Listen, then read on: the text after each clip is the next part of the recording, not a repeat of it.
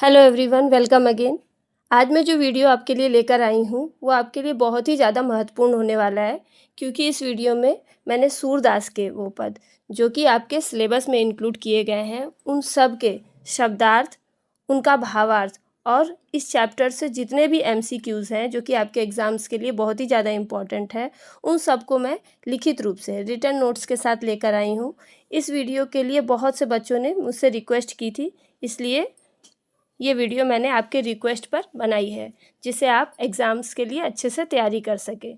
लेकिन video start करने से पहले मैं आपसे कुछ कहना चाहती हूँ कि मैं इतनी जल्दी और इतनी सारी इम्पोर्टेंट वीडियोस आपके लिए अपलोड कर रही हूँ और इसके लिए मुझे बहुत ही मेहनत करनी पड़ रही है। लेकिन ये बड़े दुख की बात है कि वीडियोस को बहुत लोग देख रहे हैं, लेकिन लाइक और कमेंट बहुत कम लोग ही कर रहे हैं। तो मैं आपसे रिक्वेस्ट करती हूँ कि अगर आपको ये वीडियोस यूज़फुल लग रहे हैं तो इसे लाइक करें और अपने व्यूज़ कमेंट करें। इसके लिए आपको ज़्यादा मेहनत भी नहीं करनी है, केवल लाइक आइकन को क्लिक करना है। अगर आप ऐसा करते हैं तो मुझे भी मोटिवेशन मिलेगा और मैं आपके लिए और ज़्यादा मेहनत कर सकूँगी और भी ज़्यादा यूज़फुल कंटेंट्स ला सकूँगी। तो चलिए शुरू करते हैं सूरदास के महत्वपूर्ण पद, उनके लिखित शब्दार्थ, भावार्थ और फिर बहुविकल्पीय प्रश्नों के उत्तर। तो चलिए शुरू करते हैं पदों की शब्दार्थ और सप्रसंग व्याख्या से। आप चाहे तो वीडियो को जूम करके इसे नोट भी कर सकते हैं। पहला पद, लहो रीमा चंद लहंगो। शब्दार्थ, चंद यानी चंद्रमा, लहंगो यानी ले लेना, कहा करो यानी क्या करूं, जलपुट यानी जल राशि, ब्योकी यानी उछल कर, गहोंगो मने पकड़ लेना या ले लेना, झलमलात झिलमिल करना, झकझोरत झकझोरना यानी हिलाना, कैसे के किस तरह से, जू इसे, निपट मने बहुत ही, अत्यंत, निकट यानी समीप, बर्जियो रोकने से, बोराए बहकाना, बहोंगो भटकना, कर गही हाथों से पकड़ लेना, ससी यानी चंद्रमा, ल्याऊ ले आना, तन शरीर, ताप यानी घमंड, दहोंगो यानी नष्ट कर देना। प्रसंग देखिए। प्रस्तुत पद में श्री कृष्ण यशोदा माता से चंद्रमा को पाने की जिद करते हैं। तब यशोदा माता उनके सम्मुख एक जल से भरा पात्र रखकर उसमें चंद्रमा का प्रतिबिंब दिखाकर उससे खेलने के लिए कहती है, लेकिन श्री कृष्ण उनके झांसे में नहीं आते हैं। चलिए पहले पद की व्याख्या को देख लीजिए। श्री कृष्ण यशोदा माता द्वारा बहलाए जाने पर उनकी बातों में नहीं आते हैं और वह माता से कहते हैं कि हे माँ, मैं तो वह चंद्रमा लूंगा जो कि आकाश में चमक रहा है। ये चंद्रमा जो जल के भीतर है, मैं इसका क्या करूंगा? और यह कहकर वह उस चंद्रमा से खेलने से मना कर देते हैं जो जल राशि के भीतर है। और आगे वह कहते हैं कि यह चंद्रमा तो झिलमिल झिलमिल करता है और उसे पकड़ने की कोशिश करने पर वो हिलने डुलने लगता है, और वह यह चंद्रमा जो आसमान में है वह तो बहुत पास दिखाई देता है। अतः वह कहते हैं कि वह उसे ही पकड़ लेंगे और अपनी माता के रोकने से भी नहीं रुकेंगे। फिर वह अपनी माता को संबोधित करते हुए कहते हैं कि वह उनके प्रेम को प्रत्यक्ष रूप से समझ चुके हैं, अतः वह उनके द्वारा बहलाए जाने पर भी नहीं मानेंगे और आसमान में दिखने वाले चंद्रमा को अपने हाथों से पकड़कर ले आने की जिद करते हैं। इस प्रकार श्री कृष्ण चंद्रमा के घमंड को नष्ट कर देना चाहते हैं कि वो बहुत ही सुंदर है और उसे कोई प्राप्त नहीं कर सकता, उसे कोई पकड़ नहीं सकता है। और चलिए अब दूसरे पद को देखते हैं। देखो माई या बालक की बात। शब्दार्थ देख लीजिए। वन यानी जंगल, उपवन यानी बाग बगीचा, सरिता यानी नदी, सर यानी सरोवर या तालाब, श्यामल गात यानी सांवला शरीर, श्री कृष्ण के शरीर को कहा गया है। मार्ग यानी रास्ता, अनीति करत यानी छेड़ना, परेशान करना, हट कर जबरदस्ती करना, पीताम्बर पीला वस्त्र, अंचल आंचल, उरहन उलाहना देना या शिकायत करना, लजात लज्जा आना या शर्म आना, सकुची संकोच करना, तनक यानी रूठ जाना, नैकु माने बिल्कुल भी नहीं। प्रसंग देखिए। प्रस्तुत पद में गोपियां माता यशोदा के पास श्री कृष्ण की शिकायत लेकर आती हैं और उनकी शरारतें माता को बताती हैं। गोपियां माता यशोदा से कहती है कि हे माता, आप अपने इस बालक अर्थात श्री कृष्ण की शिकायतों को सुनिए और देखिए कि ये कितना शरारती है। आपका यह सांवले शरीर वाला लड़का वन उपवन नदी तालाब के किनारे जहाँ कहीं भी हमें देख लेता है तो वहाँ पहुँच जाता है। मार्ग में चलते हुए शरारतें करता है, हट करके हमारा माखन खा लेता है। जब हम उसकी शरारत पर क्रोध प्रकट करती हैं तो वह अपने पीले वस्त्र को सिर से ओढ़कर आंचल देकर अपने मुख को उसमें छिपा लेता है और छिप छिप कर मुस्कुराता रहता है। फिर गोपियां माता यशोदा की सौगंध खाकर कहती हैं कि उन्हें इस तरह से आकर श्री कृष्ण की शिकायत करना बिल्कुल भी अच्छा नहीं लगता। ऐसा करने में उन्हें लज्जा आती है, लेकिन उनकी शरारतें ही इतनी ज्यादा है कि उन्हें ऐसा करना पड़ता है। वह कहती है कि जब श्री कृष्ण अपनी माता के सामने आते हैं तो पहले तो वो थोड़ा हिचकिचाते हैं, लेकिन फिर रूठने का नाटक करने लगते हैं। वह श्री कृष्ण की कौन कौन सी शरारतें बताएं वे खुद ही नहीं जानती और वो किसी से डरते भी नहीं है। सूरदास जी कहते हैं कि जब माता यशोदा श्री कृष्ण के सुंदर मुख को देखती है तो उनका सारा क्रोध ठंडा हो जाता है और वह गोपियों से कहती है कि इनमें कौन सी बड़ी बात है। उनके लिए श्री कृष्ण की यह शरारत बहुत बड़ी बात नहीं है, बहुत ही छोटी है। तो चलिए तीसरा पद देखते हैं। मुरली तऊ गोपाल ही भावती। तऊ का मतलब होता है फिर भी। नंदलाल श्री कृष्ण को कहा गया है नाना भांति कई तरह से। ठाड़ो यानी खड़ा रखना, जनावती जताना, कटी यानी कमर, सुजान चतुर, कनौड़े अपंग जैसा झुका हुआ या अपाहिज। गिरिधर गोवर्धन पर्वत को धारण करने वाले यानी श्री कृष्ण। पौड़ी यानी लेट जाना, अधर यानी होंठ, सज्जा यानी सेज, कर पल्लव पत्तों के समान कोमल हाथ। पद पलुटावती पैर दबवाना, कुटिल यानी टेढ़ी, नासा पुट यानी नथना, कोप कुपावती यानी क्रोध करवाना, शीश टुलवाती यानी सिर हिलाना, भ्रुकटी यानी भौहें, छिल यानी क्षण, धर शरीर, शीश टुलावती सिर हिलाना। प्रसंग देखिए। श्री कृष्ण का बांसुरी के प्रति अत्यधिक लगाव गोपियों को पसंद नहीं आता, क्योंकि श्री कृष्ण बांसुरी बजाने में इस कदर मग्न हो जाते थे कि उन गोपियों की ओर बिल्कुल भी ध्यान नहीं देते थे। अतः इस पद में गोपियां मुरली को अपनी सौतन मानती हैं, जिसने उन्हें श्री कृष्ण से दूर कर दिया है। व्याख्या। प्रस्तुत पद में एक गोपी दूसरी गोपी से कहती है कि हे सखी, यह मुरली तो श्री कृष्ण को बहुत ज्यादा ही प्रिय है। वह श्री कृष्ण के साथ यद्यपि बहुत ही अपमानजनक व्यवहार करती है, लेकिन फिर भी वह उन्हें इतनी प्रिय है। वह श्री कृष्ण को अनेक प्रकार से नाच नचवाती है। वह श्री कृष्ण को एक पांव पर खड़ा करके रखती है और उन पर अपना अधिकार भी जमाती रहती है। क्योंकि श्री कृष्ण बांसुरी बजाते समय एक पांव पर खड़े हो जाते थे, इसलिए यहाँ पर गोपियां व्यंग करती हैं। यह मुरली श्री कृष्ण के कोमल शरीर से अपनी आज्ञा का पालन भी करवाती है और उसकी आज्ञा मानते मानते श्री कृष्ण की कमर भी टेढ़ी हो जाती है। जब श्री कृष्ण बांसुरी बजाते थे तो वो त्रिभंगी मुद्रा में आ जाते थे। इसी पर गोपियां व्यंग करती हैं। इतना ही नहीं, वह किसी दास की तरह श्री कृष्ण को अपने अधीन करके रखती है, क्योंकि श्री कृष्ण उसके सामने अपनी गर्दन झुका लेते थे। ऐसा लगता है कि गोवर्धन पर्वत को धारण करने वाले परम चतुर श्री कृष्ण उस मुरली के एहसानमंद हो गए हैं। वह खुद श्री कृष्ण के होठ रूपी शैया पर लेट जाती है और उनके पत्तों के समान कोमल कोमल हाथों से अपने पैर दबवाती है। श्री कृष्ण जब अपनी उंगलियों को मुरली के छिद्रों पर फेरते थे तो उस अवस्था का गोपियों ने यहाँ पे वर्णन किया है। और तो और वह श्री कृष्ण को कुटिल भावों तथा फूले हुए नासापुट के माध्यम से उन गोपियों पर उनका क्रोध प्रकट करवाती है। जब श्री कृष्ण बांसुरी बजाते थे तो उनके नेत्र और भौहें तिरछी हो जाती थी तथा नासापुट यानी नथना फूलने लगता था। इसी अवस्था पर गोपियों ने वर्णन किया है। वह बांसुरी श्री कृष्ण को पल भर की प्रसन्नता देती है और इसके बदले श्री कृष्ण के गर्भ को अपने सामने गर्दन हिलाने पर विवश कर देती है। चलिए अब चौथा पद देखते हैं। उद्धव धनी तुमरो व्यवहार। उद्धव यानी उद्धव श्री कृष्ण के मित्र, धनी यानी धन्य है, तुमरो यानी तुम्हारा, व्यवहार यानी आचरण, ठाकुर यानी ईश्वर श्री कृष्ण, बर्तनहार बातों को बनाकर बोलने वाला, आमही आम, यहाँ पर आम सगुण ईश्वर के साकार रूप की उपासना को कहा गया है। श्री कृष्ण के प्रति जो गोपियों का प्रेम था उसके लिए संबोधित किया गया है।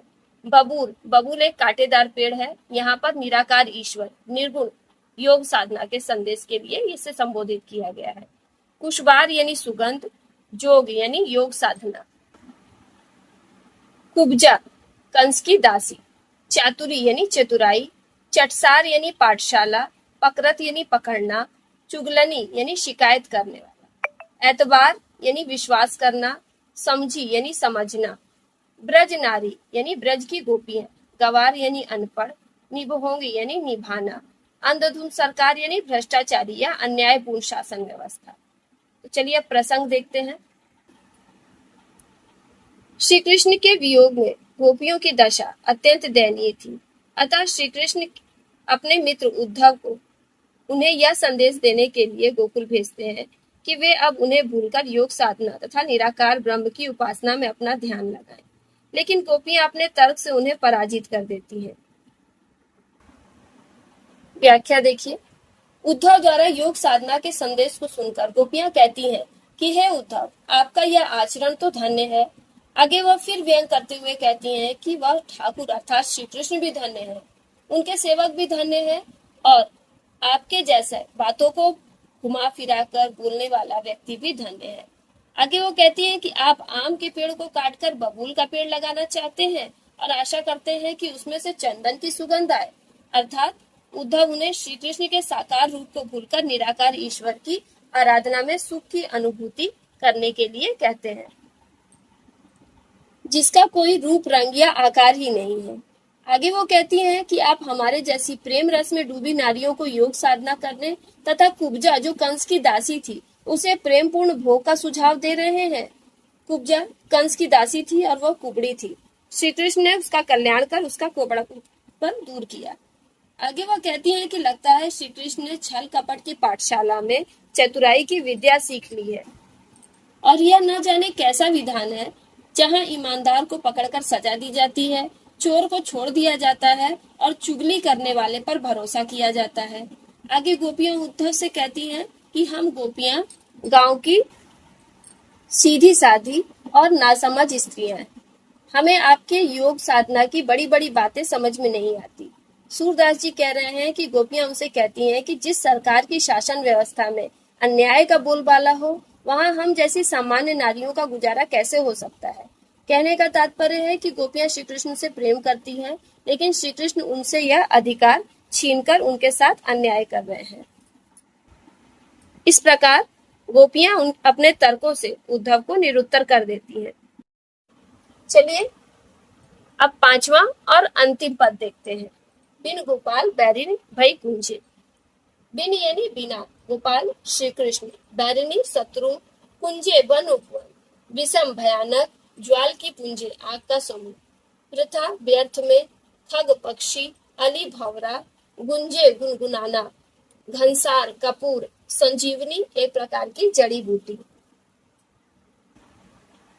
दधिसुत चंद्रमा, भानु सूर्य, भुंजे यानी जला देना, झुलसा देना, माधव श्री कृष्ण, मदन कामदेव, लुंजे अपाहिज या लूला लंगड़ा, मग जोवत यानी रास्ता देखना, गुंजे गुंजा एक प्रकार का लाल रंग का फल।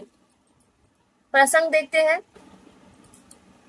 श्री कृष्ण के मथुरा चले जाने पर गोपियां अत्यंत दुखी हैं और जब उद्धव जी उनके लिए श्री कृष्ण द्वारा भेजे गए योग साधना के संदेश को पढ़कर सुनाते हैं तो वे उनके प्रस्ताव को ठुकरा देती हैं और उनके माध्यम से श्री कृष्ण तक अपनी विरह व्यथा का संदेश पहुंचाना चाहती हैं।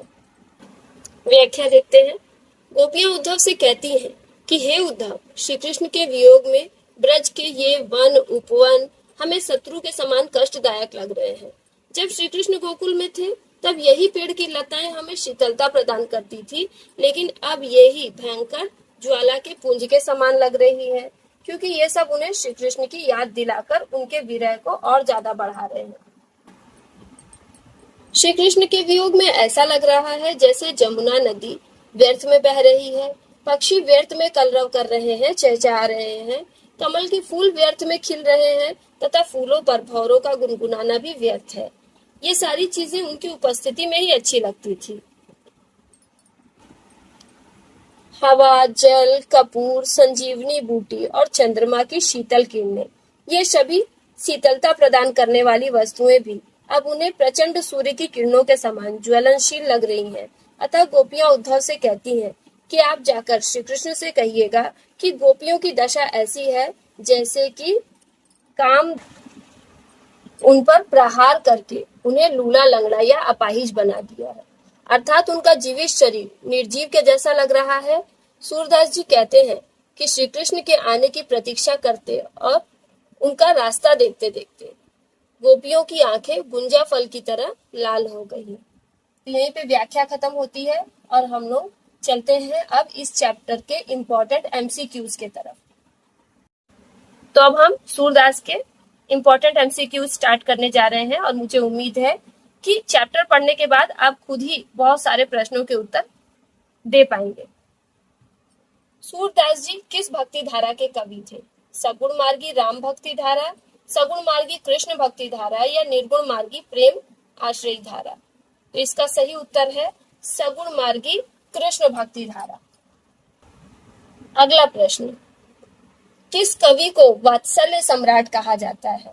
तुलसीदास, कबीरदास या सूरदास? तो आंसर होगा सूरदास। तीसरा प्रश्न, सूरदास के गुरु कौन थे? रामानंद, वल्लभाचार्य या नरहरिदास? तो आंसर होगा वल्लभाचार्य। पुष्टि मार्ग के प्रवर्तक थे सूरदास, विठलनाथ या वल्लभाचार्य? आंसर है वल्लभाचार्य। अष्टछाप का जहाज कहा जाता है किसे? सूरदास, नरहरिदास या वल्लभाचार्य? आंसर है सूरदास। सूरदास जी किस की काव्य भाषा क्या है? अवधी, ब्रज भाषा या खड़ी बोली? इसका आंसर आपको पता ही होगा, ब्रज भाषा। अगला प्रश्न देखिए, सूर सागर, सूर सारावली तथा साहित्य लहरी किसकी रचनाएं हैं? ऑप्शन है रैदास, सूरदास या नरहरिदास? आंसर होगा सूरदास। इनमें से कौन सी रचना सूरदास जी की है? जानकी मंगल, रामचंद्रिका या नागलीला? तो आंसर है नागलीला। आपसे इस तरह से भी प्रश्न पूछे जाएंगे ऑप्शन देकर कि इनमें से कौन सी रचना कवि की है या इनमें से कौन सी रचना कवि की नहीं है। अगला क्वेश्चन, इनमें से कौन सी रचना सूरदास जी की नहीं है? सूर पच्चीसी, गोवर्धन लीला या कवितावली? तो ऑप्शन का आंसर सही आंसर होगा कवितावली। ये तुलसीदास की रचना है। तुम्हरो प्रेम प्रकट में जानत, बहुराय न बहु पंक्ति के रचनाकार कौन है? सूरदास, तुलसीदास या अमीर खुसरो? आंसर है सूरदास। कौन कौन गुण कहूं श्याम के, नैकु न काहू डरात? पंक्ति की भाषा क्या है? ब्रज भाषा, अवधी या खड़ी बोली?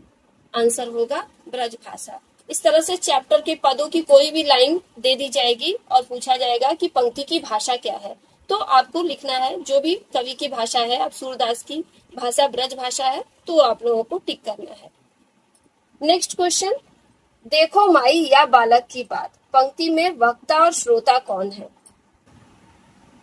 आपके ऑप्शंस हैं गोपियां वक्ता और यशोदा माता श्रोता, यशोदा माता वक्ता या गोपियां श्रोता, या श्री कृष्ण वक्ता और यशोदा माता श्रोता?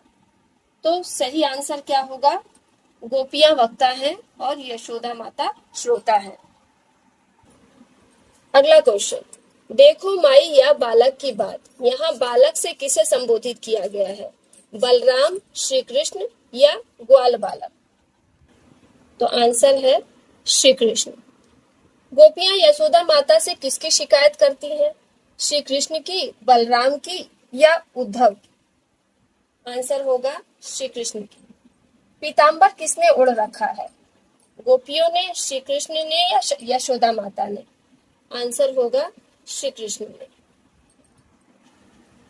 अगला प्रश्न, श्री कृष्ण ने पीताम्बर धारण किया है कंधे पर, सिर से या कमर से? आंसर होगा सिर से। निपट निकट, प्रेम प्रकट तथा झलमलात झकझोरत में कौन सा अलंकार है? अनुप्रास, श्लेष या यमक? आंसर होगा अनुप्रास। निपट न दो बार आया है, प्रेम प्रकट में प दो बार आया है, झलमलात झकझोरत में छ दो बार आया है।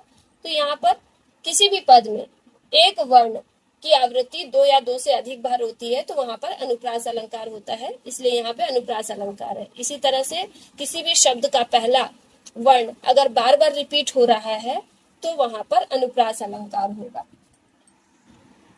अगला प्रश्न, गोपियों को किस कार्य में करने में लज्जा आ रही है? उलाहना देने में यानी श्री कृष्ण की शिकायत करने में, बहस करने में या झगड़ने में? आंसर होगा उलाहना देने में। कौन कौन में अलंकार है? अनुप्रास, श्लेष या पुनरावृत्ति?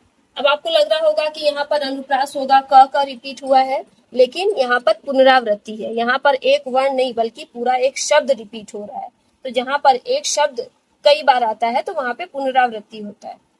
श्री कृष्ण को क्या सबसे अधिक प्रिय है? यह हमारा अगला प्रश्न है। ऑप्शन गोपियां, माखन या मुरली? तो सही आंसर होगा मुरली। अगला प्रश्न, श्री कृष्ण किसके अहंकार को नष्ट कर देना चाहते हैं? गोपियों के, चंद्रमा के या मुरली के? आंसर होगा चंद्रमा के। अगला प्रश्न, श्री कृष्ण को अपने इशारों पर कौन नचाता है? यशोदा माता, गोपियां या मुरली? तो सही आंसर होगा मुरली। अगला प्रश्न, मुरली श्री कृष्ण को किस प्रकार खड़ा करके रखती है? एक पांव पर, दोनों पांव पर या पेड़ के सहारे? आंसर है एक पांव पर। नेक्स्ट क्वेश्चन, मुरली की आज्ञा का पालन करते करते श्री कृष्ण की क्या दशा हो जाती है? सिर टेढ़ा हो जाता है, कमर टेढ़ी हो जाती है या गर्दन टेढ़ी हो जाती है? आंसर होगा कमर टेढ़ी हो जाती है। गोपियां मुरली के प्रति कैसा भाव रखती हैं? सख्य भाव, सौत भाव या दास्य भाव? तो सही आंसर होगा सौत भाव। अगला प्रश्न, बांसुरी खुद को कहां पर स्थापित करती है? श्री कृष्ण के होठों पर, श्री कृष्ण के हाथों में या श्री कृष्ण के वक्षस्थल पर? आंसर है श्री कृष्ण के होठों पर। अगला प्रश्न, बांसुरी किस प्रकार गोपियों पर कोप कराती है?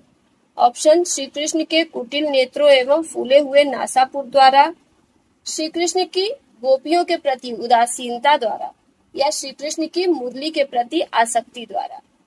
तो सही आंसर है श्री कृष्ण के कुटिल नेत्रों एवं फूले हुए नासापुट के द्वारा। अगला प्रश्न है, उद्धव कौन थे?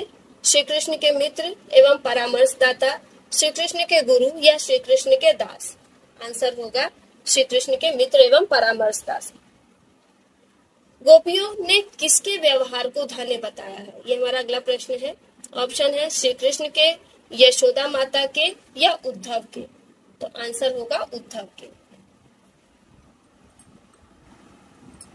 अगला प्रश्न, धनी वे ठाकुर, यहाँ ठाकुर से किसे संबोधित किया गया है? उद्धव को, ईश्वर को, यहाँ श्री कृष्ण को? तो आंसर होगा श्री कृष्ण को। अगला प्रश्न, कुब्जा कौन थी?